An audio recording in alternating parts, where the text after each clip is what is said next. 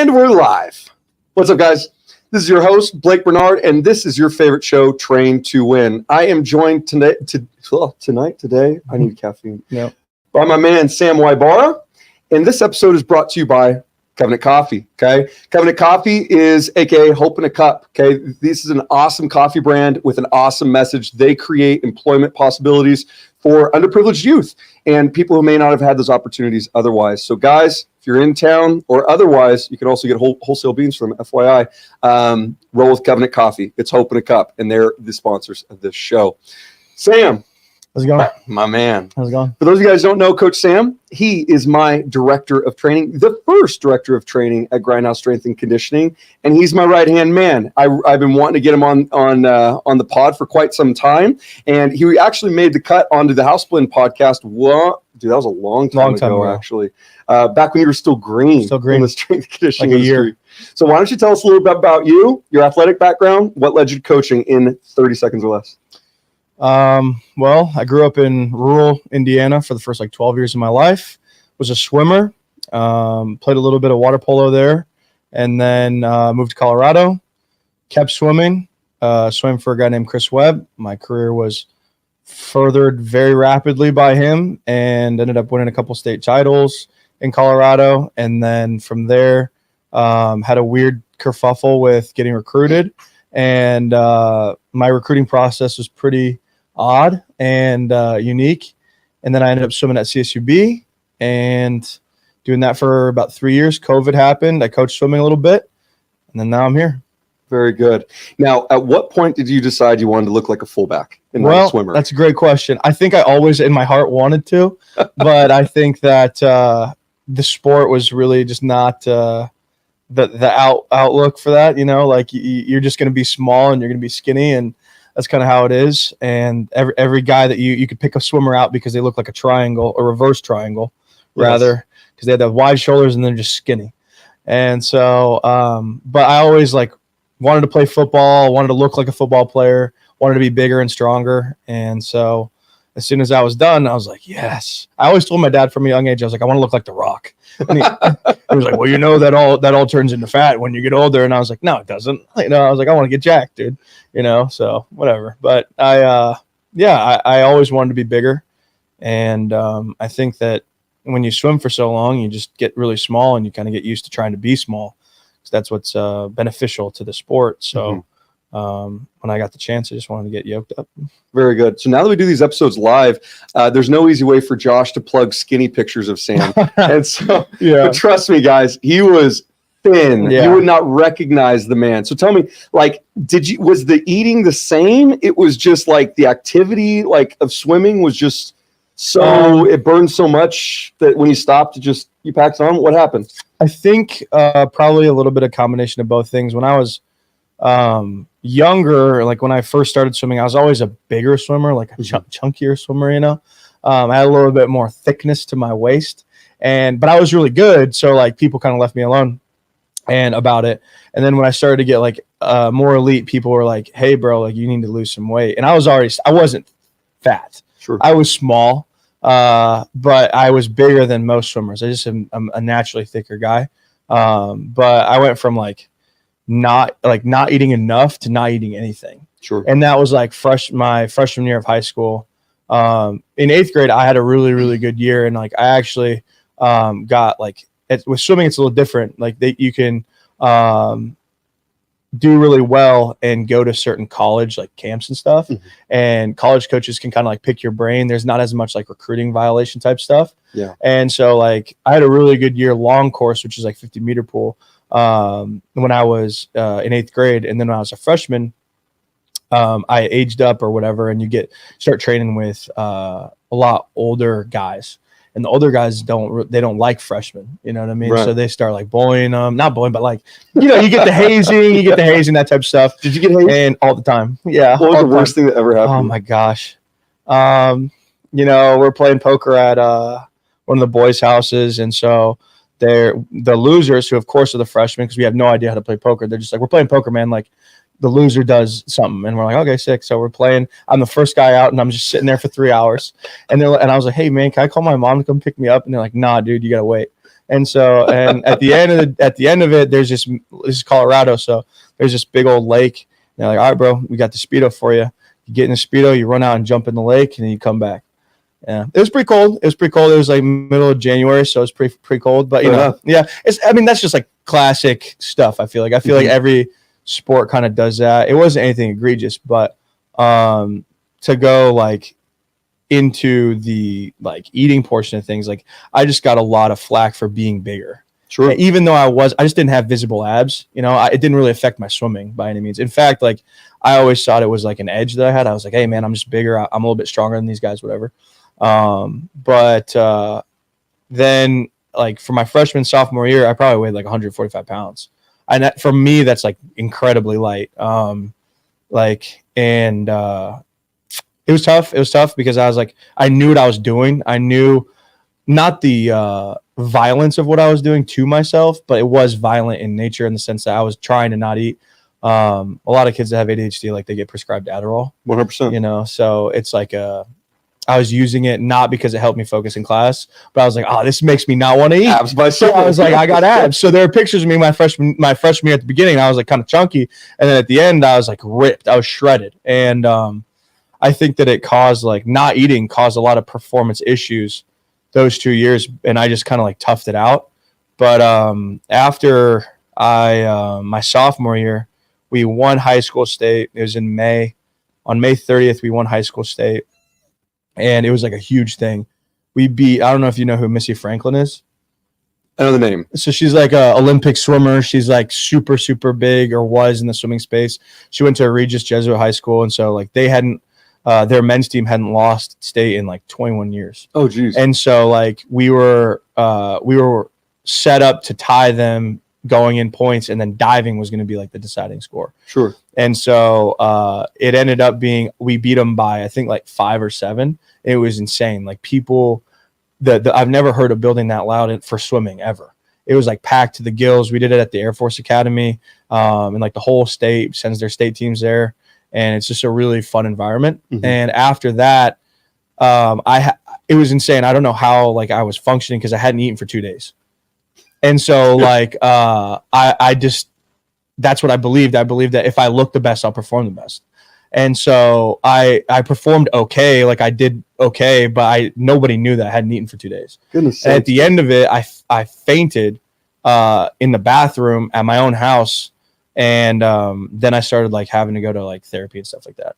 But that stuff's a lot more common than people. Yeah, dude, people don't realize it, but I feel like a lot of kids just deal with that silently without knowing that it's like a low-key eating disorder. Do you think you were the only one on that swim team or at your school with, with performance aspirations that ate themselves into a hole? No, I think it happens in swim. I think it happens in swimming all the time. I think like I swam at a school at CSUB, obviously. And I think that I would say like 90% of that whole team that I swam with had body dysmorphia and some sort of eating problem. I mean, dude, we were even one of my roommates who like, dude was yoked to the gills, was a pretty good swimmer in his own right. He was only eating like ground turkey and zucchini. Like that's it. Breakfast, lunch, and dinner. Are people telling you to do this, or is it just like for the vanity of being in a Speedo? And it's like not vanity, but I think it is. It's a pressure thing. I think the idea that like you're supposed to look super lean and have abs and be really small because it's swimming. I think that kind of drives it for sure. I think that a lot of the guys specifically, I think girls too, but obviously I'm not a girl. I can't speak on that half of it. But I think guys, it's like, dude, you have to look like these specific swimmers, And a lot of the time, dude, a lot of the best swimmers, they just embrace the body that they have. Mm-hmm. And they end up training really, really hard because they don't care what they look like. They're just feeding themselves. Mm-hmm. Some people, they have 6-pack abs when they do it. Some people, they don't. And I think as long as you're training smart and training hard, I don't think that it matters what you look like when you swim. Because there are guys that made the Olympic team and they don't have 6-pack abs. But like I said, the college thing, it got worse in college in terms of like people saying like, dude, you know, like, and it was like with other guys too. It was like, you know, this kid's fat, this kid's overweight, this kid needs to stop eating ranch, like dressing on their salads. Like, they would make fun of one of my roommates because he ate Jack in the Box a lot, which like obviously that's like funny, but it's like he didn't actually eat Jack in the Box a lot. They just used to make fun of him for it. And so yeah, like I mean, I think that, and then you know, the nutrition that comes from a mentality like that is never good. No. You know what I mean? You're just avoiding food groups. You get nervous about, you know, cheating, even though like, it's like, bro, you're an athlete. Like we used to run a 3-mile loop 3 times a week on Monday, Wednesdays, and Fridays. And then after that, we would go to a morning swim for an hour. And then we would go swim for 2 hours at night. And then we'd go lift after that. So on Mondays, Wednesdays, and Fridays, it's like 6 hours of physical exertion where you're actually training. And it was like, obviously we know that's a recipe for overtraining people. Mm-hmm. But, you know, the idea that now on top of that, you got people that are trying to restrict what they're eating just because they want to look good. It's like, bro, you're probably just destroying your body. And so like I was destroying my body my sophomore and junior year of high school. I was destroying it my sophomore and freshman, sophomore year of college too. Just in the same way, it was just very like, I don't know how you get in enough calories or micro macros to sustain what I was doing in college. It just wasn't going to happen. And what's even more insane is like you were a very accomplished winning swimmer. And a lot of, And through all of that, is it wild knowing now what you know about fueling your performance in the pool, like how ridiculous that is that you were so good despite that? Yeah. And the thing that's crazy too is like a lot of talented people go to CSUB and like swim. And I think the culture's changed a little bit in terms of that stuff. Like they're starting to actually see those people through and like they're actually kind of coming out and performing well, because I think that the overtraining aspect is like not happening as much. But I like a lot of the people you could probably count on a million hands and toes what the kids that went in there and were set up to do really, really well and just got overtrained and Sure. you never saw something from the guy that the Jack in the Box guy. Mm-hmm. He was just as good as me, if not better. And he never saw any success in college either. And so, you know, and he was like he's from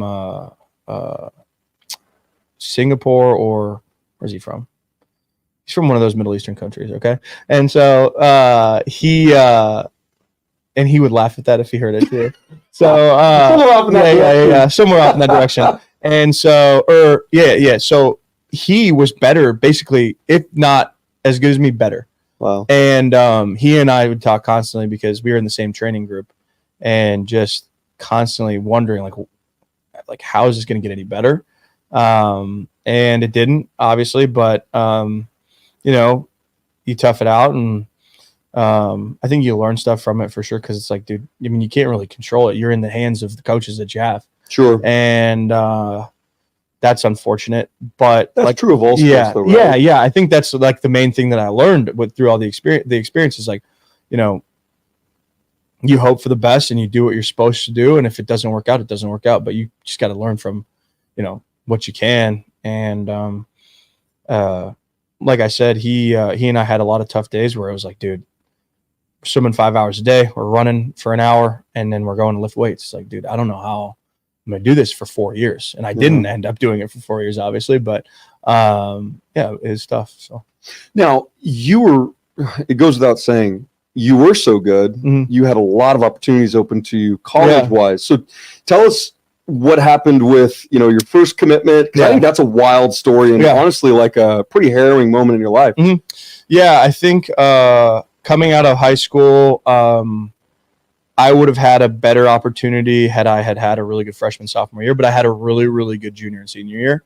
And being a young, you know, 17-year-old kid and you're trusted with your whole future ahead of you, you make some stupid mistakes. And I was, you know, going through school, kind of not caring about the school part, as much as I probably should have. And, had a lot of really good offers and ended up accepting one of them. I committed to University of Pacific the first time.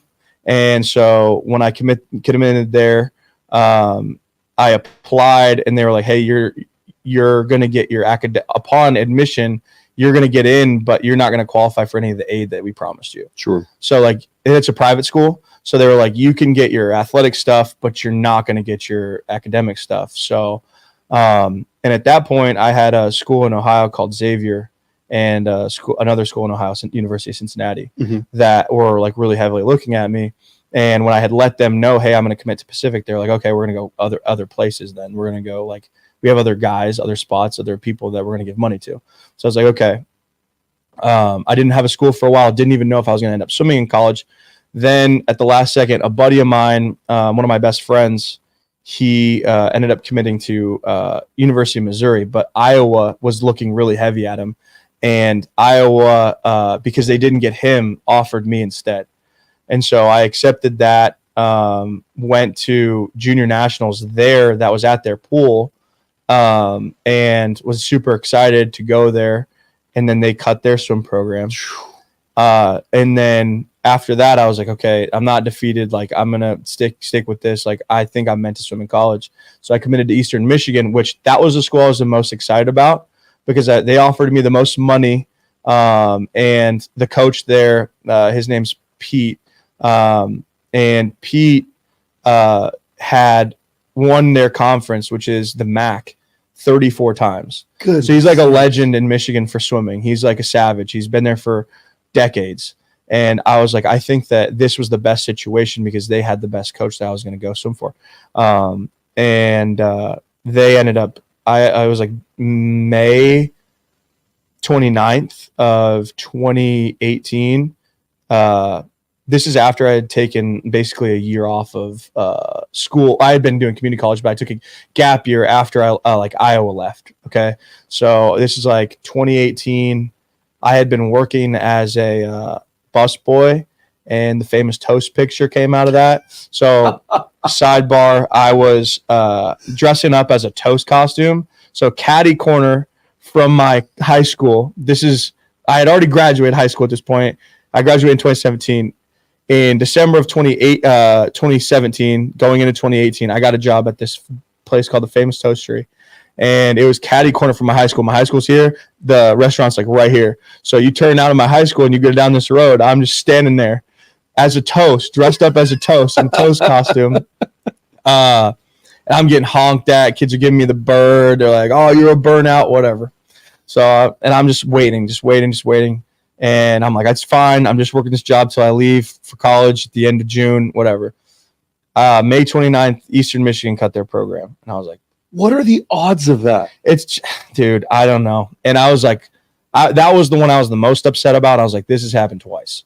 How do you stay positive through two amazing opportunities that anyone would be stoked for? Mm-hmm. Just like vanish in front of your eyes. Completely out of your control. How do you keep your head above water on that one? I don't know, man. It was tough. Obviously, like the biggest thing that I kind of like, I think about my dad because my dad had a really, really hard upbringing and overcame a lot of odds to get where he's at today, and did everything he could to provide for like our family and everything. He was the only one of 9 that graduated college. I think he might even be the only one of 9 that graduated high school. I don't know. But he's the youngest of 9. Parents are immigrants. And he ended up just generational financial change, dude. And so like I always think about that because he went through a lot trying to do what he did for us. And so my mission at that point was like, okay, like my dad works so not like it was like it wasn't like my dad has pressure on me type thing. I was just like, I got to do right by him, you know? And so I was like, I told my dad I want to swim and be a Division I swimmer. And so like, I'm like, there are a lot of people that have gone through harder things. I always think that. Wow. So there's always people like that I know that are like, man, I always think, man, they have it tough. And so it's like, man, if I can just pick myself up and just like, the first thing that day I texted 2 guys because I just wanted it so bad, dude. I wanted it so bad. I wanted to swim in college so bad. I loved the sport so much. And so I didn't want my career to end that way. And I texted two of my buddies that go to school out here, and I was like, hey, man, do you guys have a spot at all? Like, I'll just even walk on. And just because I had connections out here, two of my best friends from high school. And they were like, yeah, man, like we got we might have a spot for you, and we actually might even have some money for you. And I was like, oh, okay, so that's pretty sick. And so I literally just hopped on a call with their coaching staff like 2 days later, and then was committed to CSUB like by the end of the week. And it ended up being a really great decision because I ended up obviously meeting my wife out here. Mm-hmm. But the swimming part, I had no idea that it was going to be that. I had no idea what I was in for.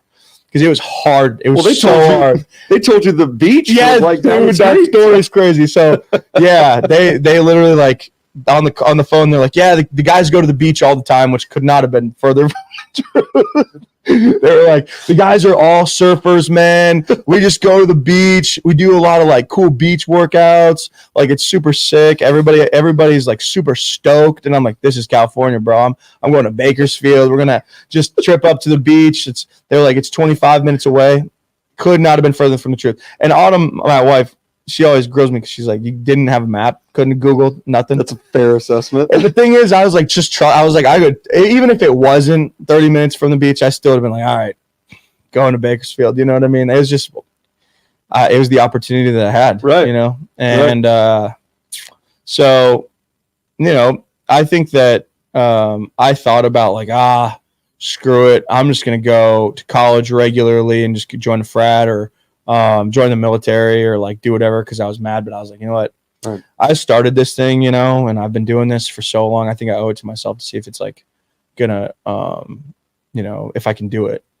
And I'm glad I tried. I think, like I said, my parents and my dad worked really, really hard. My mom worked really, really hard to, you know, allow me to swim. It's not a cheap sport. It's like gymnastics. Like you travel constantly. You got to buy super expensive equipment to go with it, and then you got to pay a membership fee to the club, and it's a year-round thing. So it's like they really put a lot into it to see my success, and I wanted to, you know, see if I could, you know, make something happen in college, and it just didn't work out that way. But you know, I learned a lot from it though, and that's probably why I have this job, if I'm being honest. That's a great segue. At what point did you figure out you wanted to be a career strength coach or coach in any capacity? Because I actually stole you from a swim club. Yeah. So so did you know early on that was your passion, working with kids? Yeah. When I was during my gap year, the coach that I had in high school, it wasn't Chris Webb. It was another guy who was really important to me. His name is Mark Morehouse. And Mark, honestly, Mark gets me really emotional when I talk about him because he came to my wedding. He's super important to me. And he's probably the reason I ended up getting any offers because he would spot check me in class, come in and make sure I was actually in class, call me if I wasn't, get me off my phone if I was on my phone in class, like, and make sure that I was on the right path, like with that stuff. And I think that, you know, I was a little bit defiant and questioned a lot of like coaching decisions that were made when I was young, like freshman, sophomore. And he like took that and turned it into leadership. And so when I was during my gap year, during like 17, 18, after I graduated, he was like, hey, I want you to come in and help with the men's team this year. And he was like, you can come to as many practices as you can make. I'm not going to pay you, but I want you there. And so I did that. And he was the best mentor that I could have had and brought me to a place to where like, I was like, I want to be a history teacher and a swim coach. And like, I didn't really understand at that point that that's not really what I wanted to do. Cause I don't love swimming like that. I like swimming like that. And I like competition like that. But he really, really brought me to a place where like I felt confident that that's what I wanted to do because of the way I felt when I helped people. It just changed everything for me. So I coached like that year. I was on deck at state. They ended up losing, actually. We ended up losing by like half a point, and it came down to the last relay. It was nuts. It was crazy, but it was sad that they lost. And I just remember the man that he was when they lost. I admired that so much about him. And so I was like, and the kids just admired it so much. What was he like? He was stoic. Like I remember, so Danny, the guy who I ended up stealing that offer from, it came down to last relay, and Danny anchored our last relay. And the video's out there somewhere on YouTube because he's like 4 body lengths behind when he dives in the water. And it came down to like a fingernail. He is incredible athlete, dude. And still is to this day. He's probably going to try to make the Olympic team this year. And I remember Mark Morehouse, I was standing right next to him, and Danny got out touched. He looked at the scoreboard and saw that we lost, and he like slapped his hand and he goes, "Well, we gave it all we had." And then he just walked over.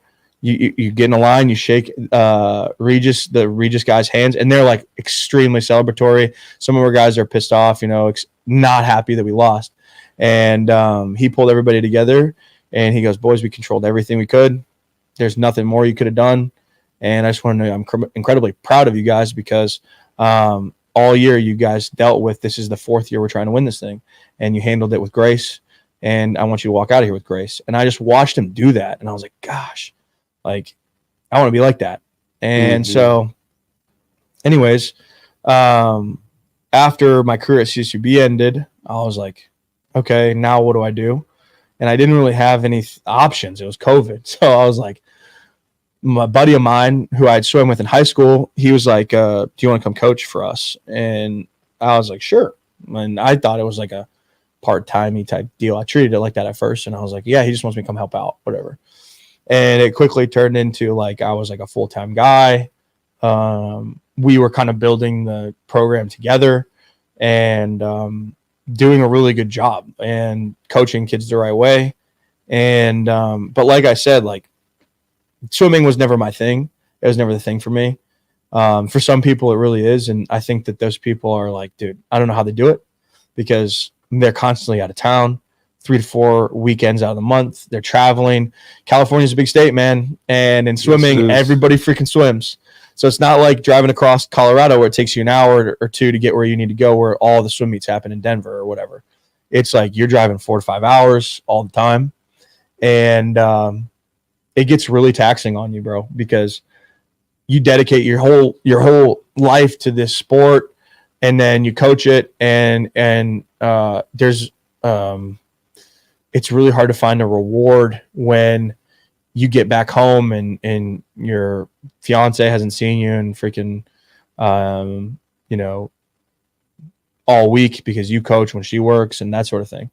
So it's just hard. And I didn't really like love swimming like that. I love swimming, doing it.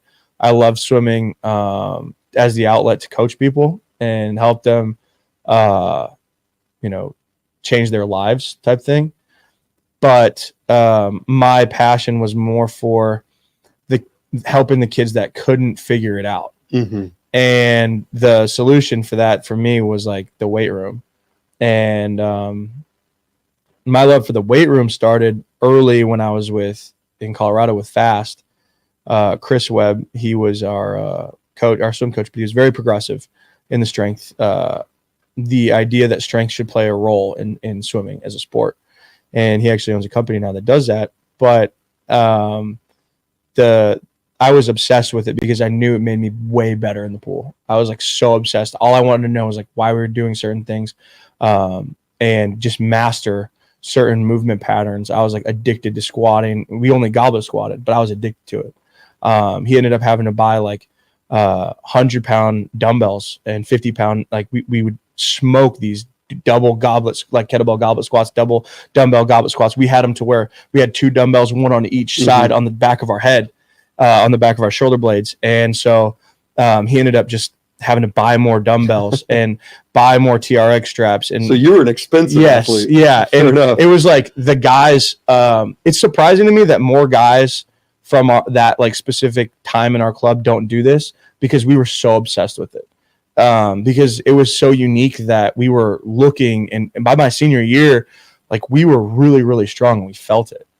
And so it, like I said, that fostered that part of me. And then I went to CSUB and Olympic lifted and just loved that, but I didn't feel like it drove my performance forward really. I liked it because like I said, I just love lifting weights, but I didn't feel like it helped me. And so when I was in college, all I wanted to know was like the best way, that most optimal way I could get better in the weight room to affect my performance in the pool. What did you find? Well, I had a ton of nagging hip flexor injuries when I was a swimmer, and I didn't know why. It was likely just overuse of amount of things I was doing, and that was in college. So it was like you could have been running. I don't know. Sure. But I felt like every time that I maxed out or did anything plyometric, I was way more of an athlete in the pool. And I didn't know it at the time. I was like, man, these specific things make me feel really good. But the issue is like when you're bogged down by that amount of training, like you have no idea what makes you feel good anymore.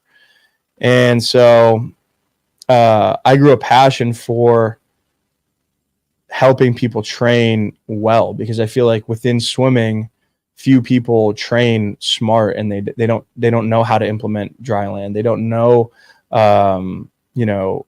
how strength and conditioning can be or have an impact in the sport. Mm-hmm. And then if you scale that out, when I was a swim coach, I was like, I want to be involved in this strength and conditioning thing, because that was the biggest thing I felt like was so important to what I did when I was in high school.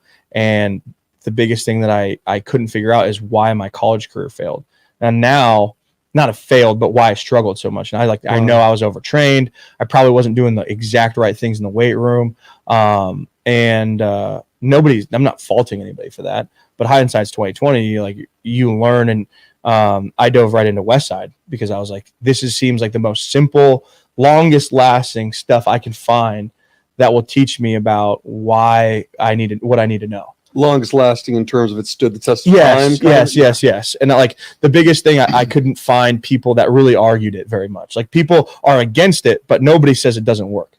Sure. And so I was like, I read the Rule of Three and the Book of Methods, and started implementing simple things with the swimmers that I worked with at the club I was at. And then I started working for you.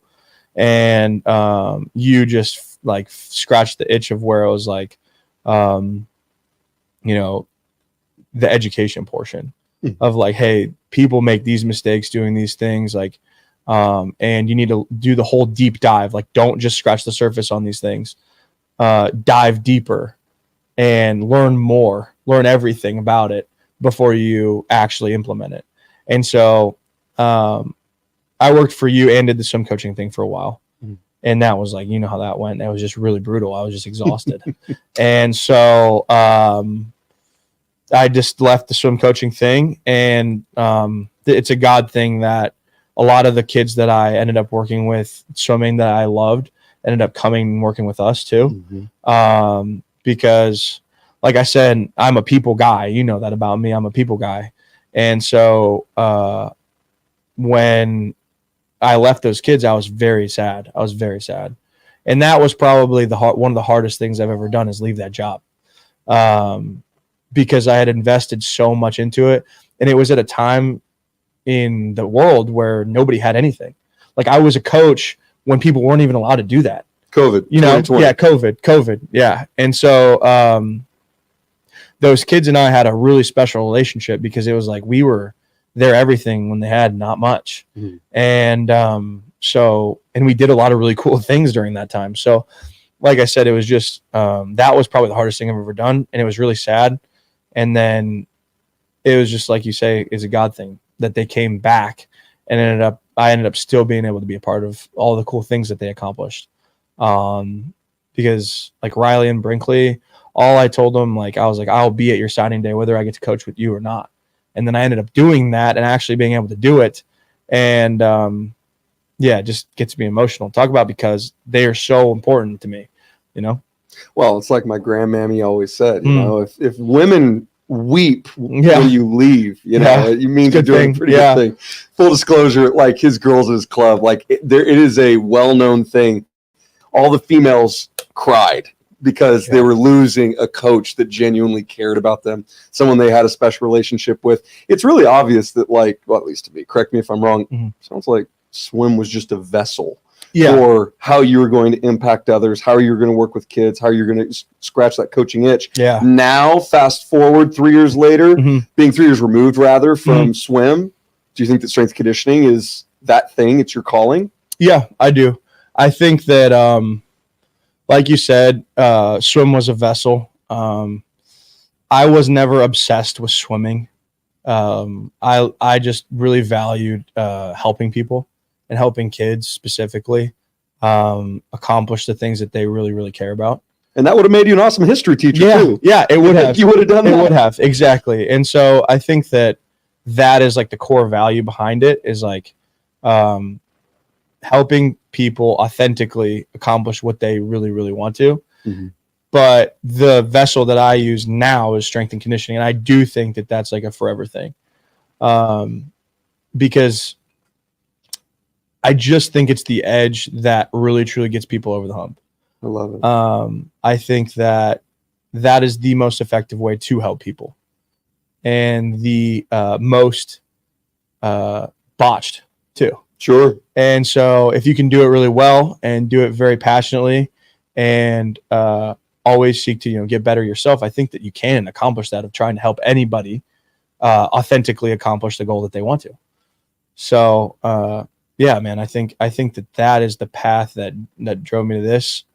And you know, like I said earlier, I was always looking for edges in college because I wanted to get better and I wasn't getting better. And so I would ask the strength staff, like, what can I do? How can I do this? And the answers were like, within the confines of the way they taught, they were probably good, but it was like, hey, you know, you need to do this on your power clean. You need to get your hips through on this, you know, on your snatch, you're not locking out. So, I was like, okay, I'm going to try and master these things. And then I would try and get better at those technical things. And, you know, my snatch would PR and I'd still go slow. So I was like, dude, what am I missing here? You know, and I think that happens sometimes to where, and it's not an Olympic lifting specific thing, but it's like a, maybe a coach specific thing. Sure. To where it's like, if my athlete's not getting better, where can I learn? And like, do I need to get out of my box? Which we talk about all the time. And we're talking about it a lot right now because we're like, hey, are we missing this side of training? What can we implement here to make our athletes better? They need less of this, more of this. And we're now seeing like, hey, man, our kids are getting so much better so fast because of that. And, you know, it's all in the vein of just trying to make people better. 100%. Now, many of the best coaches that I've ever known, or rather, even guys I've never known, the guys that you watch on like 30 for 30s on ESPN, they all have like an origin story, and somewhere in there, they had a coach that impacted them. It's like when I was teaching, a lot of teachers become teachers because they had an awesome teacher at one point that, like, you know, just sparked that interest, whatever it was. You clearly had your own. It was Mark, right? He was one of them. He obviously left a huge impact on you that left you wanting to leave an impact on others. What do you want that impact to be? Well, that's a good question.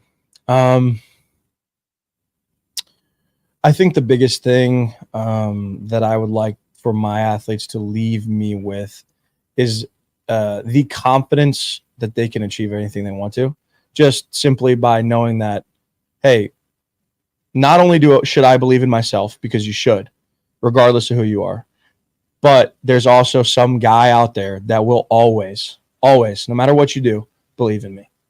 And sometimes it takes that person, you know, and I know that was how it was for me, because I was really, really hard on myself. And there were times where I was my biggest critic. And I think a lot of kids are. They don't have a lot of fans anymore, kids.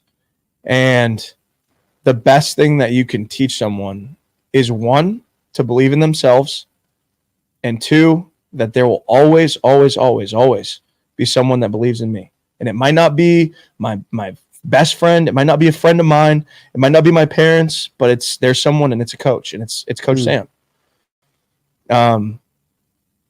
Because I think belief goes a long way. And if you believe you can do something, you will.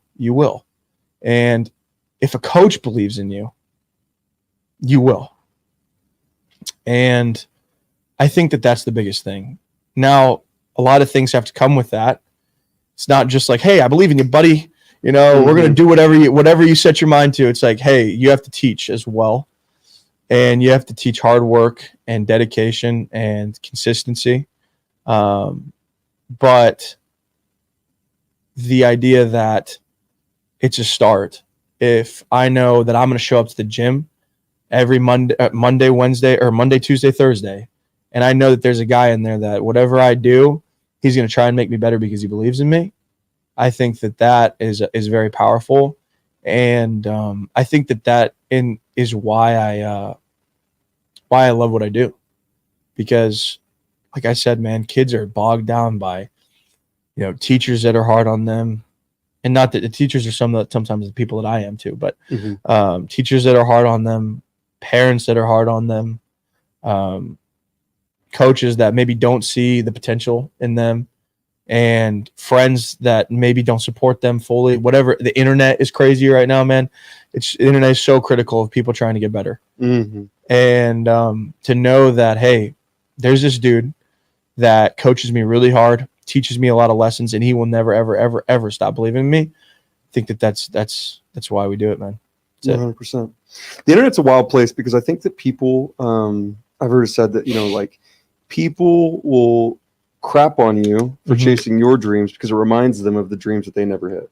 Right. You know what I mean? And so it's so much easier to just hate on somebody. And yeah, it's so wild that we get to deal with kids that are literally like put down at every turn. The world is so discouraging to kids, right? Yeah. And I think it gives us such an awesome opportunity to kind of like reach in and just like show them maybe a little bit of light in a bunch of darkness. Yeah. Now, you have this awesome ability to develop meaningful, and when I say meaningful, like authentic relationships with your athletes. I'm getting the wave of the finger right now that we're a little over. Give us one piece of advice to a young coach. What would you tell them that they need to prioritize to get the most out of their athletes? I think you just need to listen. You just need to listen. There are a lot of times in my life where my wife will tell you I'm not a great listener. I think you would tell me that too. And I think the biggest thing that I do well, though, is in coaching, is I ask a question and I listen. And the more questions you ask, the more you're going to get out of it. But you never know what's in a kid's head until you just ask the right question, and you just got to listen to what they have to say. Because every kid has a different opinion on the world and a different worldview. They have a whole totally different perspective than you or anyone else. And they just want someone to listen. And then therefore, sometimes they don't even want help.